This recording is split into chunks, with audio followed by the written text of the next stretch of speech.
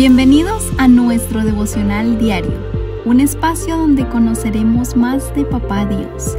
Acompáñanos y no te pierdas de esta gran bendición. Living Stones Church.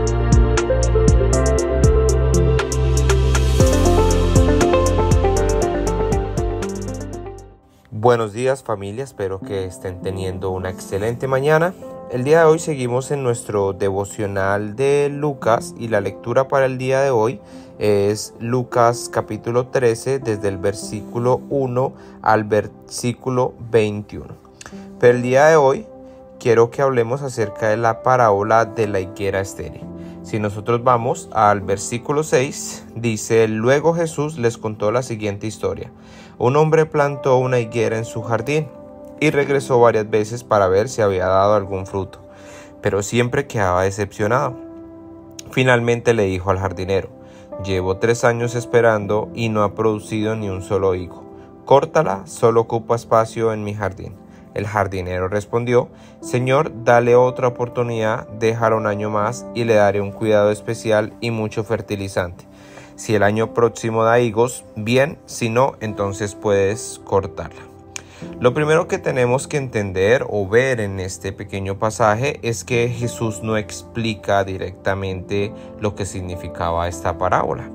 Pero para poder tener un mayor entendimiento, nosotros tenemos que aprender a leer la Biblia, a estudiarla dentro de sus contextos, mirar muy minuciosamente las expresiones, las palabras o conectores que son usados, lo cual nos lleva a dar entendimiento de qué se estaba tratando de expresar en el debido contexto.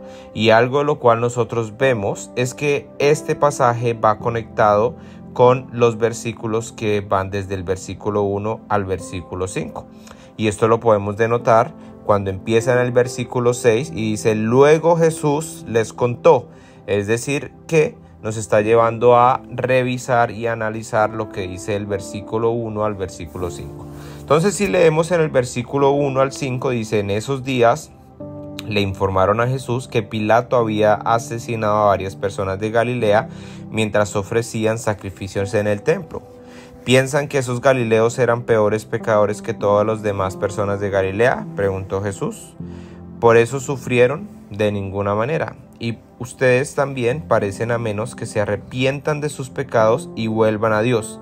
¿Y qué piensan de los 18 que murieron cuando la torre de Siloé les cayó encima? ¿Acaso eran los peores pecadores de Jerusalén? No. Y les digo de nuevo, a menos que se arrepientan, ustedes también perecerán. Entonces, lo que nosotros debemos preguntarnos aquí es: ¿cuál es el tema central de esta parábola?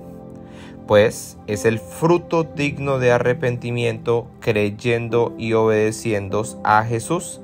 La higuera, en este caso, representa a Israel, como lo podemos denotar en Joel 1:7.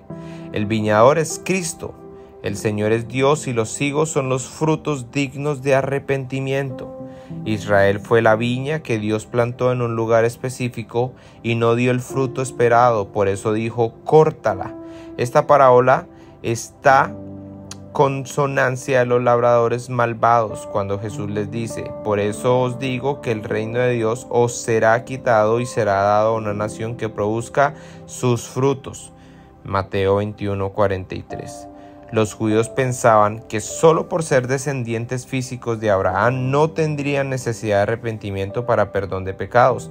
Ellos debían reconocer a Jesucristo como el Cordero de Dios que quita el pecado del mundo.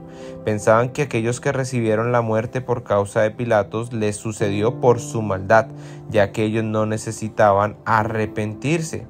Y esto era una creencia absoluta del pueblo judío. Se creían superiores debido a su cercanía y elección de Dios por ser el pueblo elegido de Dios. Pero Jesús les dice: no, antes, si no os arrepentéis, todos perecéis igualmente. Esto significa que una persona que tenga una muerte cruel es porque es más culpable que los demás. En las Escrituras tenemos muchos casos de personas que murieron cruelmente y eran personas piadosas. Juan el Bautista, preparando el camino del Señor, dijo: y yo también el hacha está puesta a la raíz de los árboles, por tanto todo árbol que no da buen fruto es cortado y echado en el fuego. Entonces lo que tenemos que entender es que esta parábola era principalmente dirigida a Israel, pero nosotros entendemos más adelante que esta parábola también nos habla a nosotros acerca del verdadero arrepentimiento que solo se puede dar en nuestros corazones. Y arrepentirse, ¿cierto? Como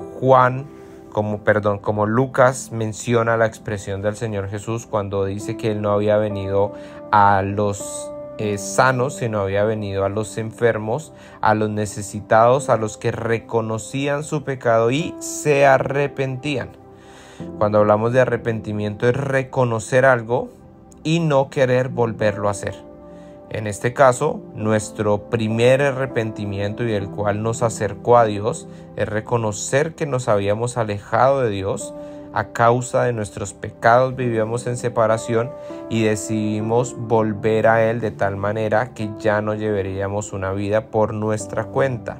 De ahí en adelante, el Espíritu Santo es quien nos convence. Él nos convence de justicia y de pecado, de tal manera que nosotros debemos tomar la decisión de arrepentirnos de nuestros pecados, es decir, no querer volver a hacerlo. Y en esto es lo que muchas veces nosotros caemos en el error. Tal vez el Señor nos muestra algo de lo cual estamos fallando y nosotros hacemos caso omiso y preferimos seguir en nuestro pecado antes que arrepentirnos y entregar cada área de nuestras vidas a Dios. Entonces la pregunta con la cual quiero que te vayas en esta mañana es: ¿de qué aún debes arrepentirte? ¿Qué áreas de tu vida aún no le entregas a Dios? Y muchas veces esto no lo hacemos por el dolor, por el temor o por la felicidad que podemos tener a causa de estas cosas o la comodidad. Lo que no entendemos es que cada vez que nosotros somos apacibles o nosotros somos permisivos con el pecado, esto nos lleva a empezarnos a separarnos de Dios y de tal manera vivir bajo el fruto de la carne y no el fruto del Espíritu, que es lo que el Señor espera que como cristianos, como hijos de Dios, hagamos cada día. Padre Santo, gracias te damos por esta mañana, gracias por tu palabra. Te pedimos, Señor, que nos ayudes cada día a ser como tú, que seas tú convenciéndonos de justicia, de pecado, Señor, y nos permitas cada día seguirte, alabarte, bendecirte, Señor, con cada una de nuestras vidas. Señor, si hay temas en los cuales aún estamos deambulando, Señor, entre el espíritu y la carne, danos tú la fuerza, Señor, para dejarnos a un lado y poder seguirte a ti, Señor, y corresponder al llamado que tú nos has hecho. Permítenos, Señor, santificarnos cada día para ser esos hijos, Padre, que nos has llamado a ser. Te damos la gloria y la honra y nos quedamos en tu precioso nombre, amado Jesús. Amén.